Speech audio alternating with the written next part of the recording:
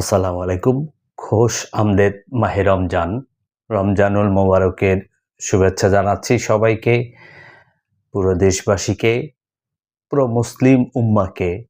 আমরা রমজানুল মোবারকে আমরা সকলে রোজা রাখব, ইসলামী অনুশাসন, ইসলামী বিধিবিধান মেনে চলব এবং আমরা সবাই পাপ কাজ থেকে দূরে থাকব। আমরা সবাই সবার জন্য দোয়া করব। আমরা পুরো মুসলিম উম্মার জন্য দোয়া করব। আমরা ফিলিস্তিনি, কাশ্মীর থেকে শুরু করে সারা পৃথিবীতে যত জায়গায় মুসলমানরা নির্যাতিত হচ্ছে তাদের জন্য দোয়া করব। আল্লাহ তাআলা সবাইকে হেফাজত করুন, সমস্ত মুসলমানদেরকে হেফাজত করুন, আমাদেরকে বাংলাদেশের উপর রহমত বর্ষণ করুন, সমস্ত পৃথিবীর উপর রহমত বর্ষণ করুন, স্পেশালি পুরো মুসলমান জাতির প্রতি রহমত বর্ষণ করুন। কারণ মুসলমানরা আজ বড় নির্যাতিত হচ্ছে অন্যান্য ধর্মের লোকদের কাছ থেকে।